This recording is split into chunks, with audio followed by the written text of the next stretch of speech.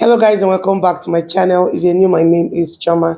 I'm a content creator based in Ontario, Canada. Guys, you're welcome. If you're watching this video from YouTube, please subscribe, like and share. If you're watching on Facebook, do well to follow me, okay, for more content. Welcome back, right? If you see me holding this book any day, anytime, henceforth, like I mean business. When you see me holding this book, just get your paper and pen. Be ready to jot things down, okay? So in today's video, if I'm looking down, I'm looking at my book so I don't forget anything. These are the documents required for student visa. You want to apply as a student from anywhere around the world. These are some of the documents that you will be needing. So if you want to apply yourself, fine. But if an agent is helping you, you also need all this information. So that when this agent is saying something contrary to what you know, you will question this agent. I know this agent. Are you sure you're not scamming me? A lot of scammers now. A lot of scammers right now. Like they are on the loose because they know people wants to migrate to Canada because they know Canada is hot cake now. Everybody wants to migrate to Canada, so they are scamming people. A lot of people have cried on my DM, on my Instagram, on my YouTube, on my email. Like I hear them every day. Please, this agent told me this. I was like, why would the agent tell you that? This is scam. This is scam. So please don't fall prey to these scammers. Don't carry your hard-earned money, hard-earned sweat, and just go give to these people to live their best life. Okay, information is power. Don't be ignorant. Watch videos, even if you're giving an agent to do all these things for you, visiting visa, study visa, but watch videos so that when they say some certain things, you will know that this agent is not real. You get my point? Okay, I'm going to be listing. There are a lot of them. I'm going to be listing. First of all, you have to get an international passport. You can't tell me you're going to a country and you don't even have an international passport. That is the first step. First step is have your international passport handy. Okay. Number two is letter of acceptance. Letter of acceptance is what you get when you've applied for a school and you're given this letter of acceptance. Letter of acceptance is actually different from letter of admission or admission letter. Is two different things, okay? So don't miss them. Letter of acceptance is what you get after maybe probably you might have made deposit in the school and they have accepted you, they'll give you a letter. So you need that letter of acceptance. So the next one on my list is proof of fund. So are you sponsoring yourself? You need to provide a statement of account or proof of fund. If you're not sponsoring yourself, and if you're being sponsored by your uncle, your auntie, your friend, your neighbor, your siblings, whoever that is sponsoring you, the person needs to provide his or her proof of fund, and also need to show that he or she has been banking with that particular bank for over a year. It's not just a bank you just open just for this purpose. No, it will show that you've been banking with that particular bank for over a year. And that person should also avoid, or you or that person should also avoid lump sum of money in your account.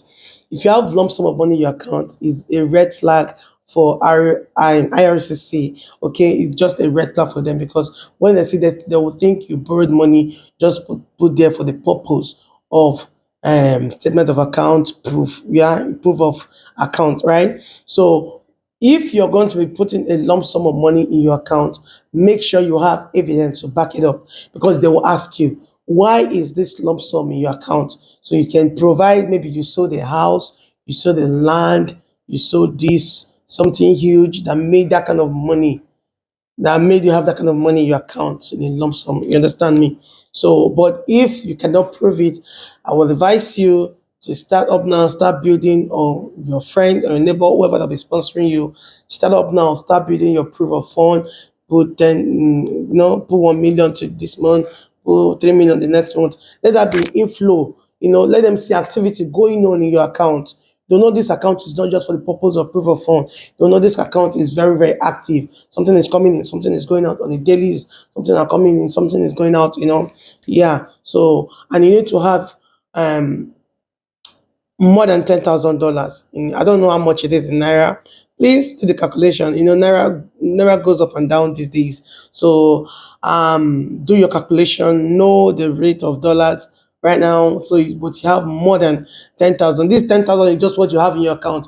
You have not even talked about the tuition fees and all that. So you need to have more than $10,000. If you want to know the threshold, you can go on IRCC website and Google it and know how much you have in your account to prove a fund for student visas. Okay. So the next one is reference letter. You need a reference letter from the bank. You just you going to the bank and telling them that you need the reference letter from them. They will give you a paper. You will write to the manager, to the bank manager, that you need a reference letter stating that this you've been banking with them for this number of years. That there's never been any issue in your banking. That just very good thing about your banking system with them. Okay, you send it to the manager, and manager will draft this letter and send it to you. Okay. So the next one on my list is passport photograph. Passport photograph is very, very important. Okay. You need to, there is a standard for every passport photograph in Canada. I will advise you to meet a professional photographer who have sense and know what he's doing.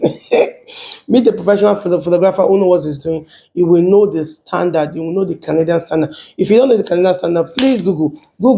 I'm just here to give you a few information. Okay, do your research. Okay, I am not. This is even what I should say in the beginning of this video. That I'm not a consultant. I'm not an immigration officer.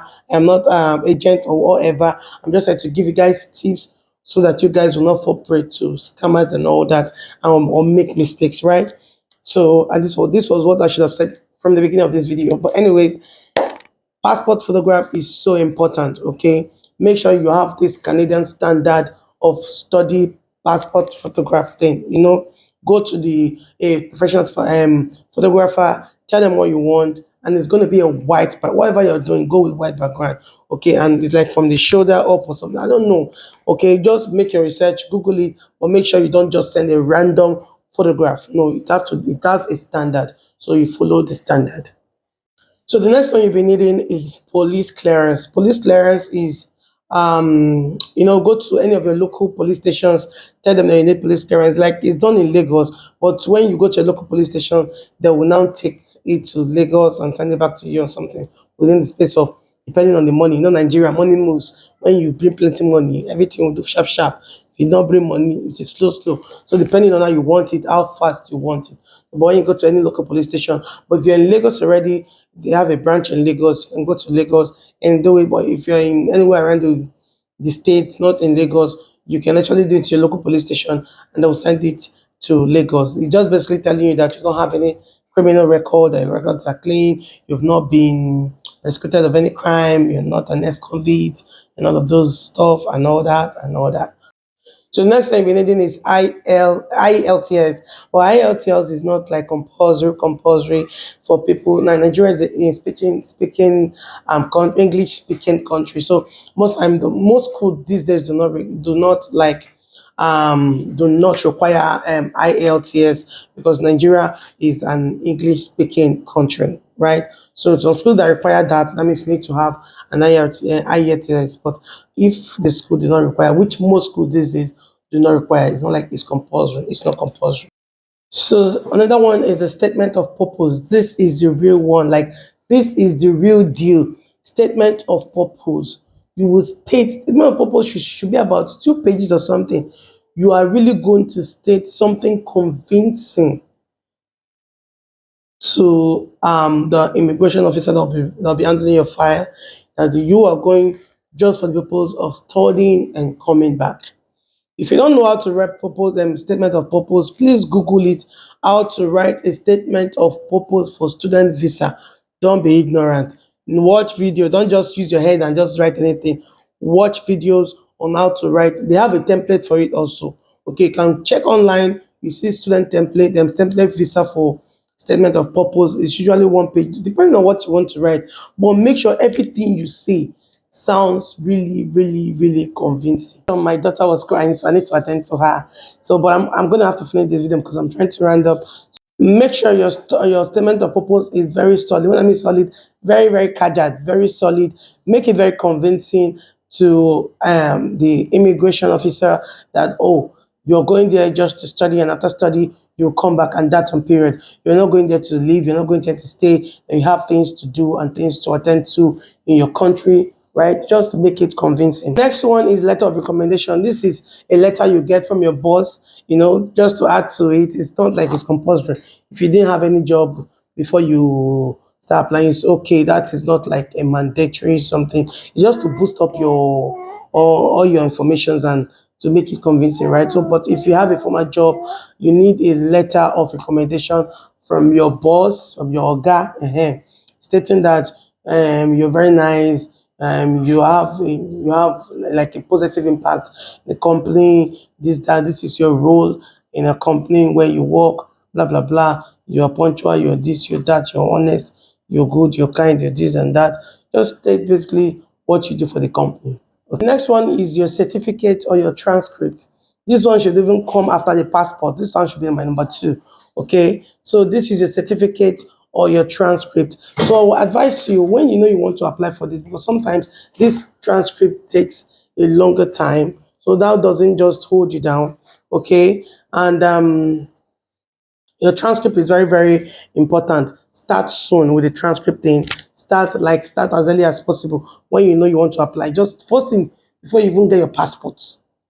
Passport dimension for number one. Make sure you start making preparations for your transcript.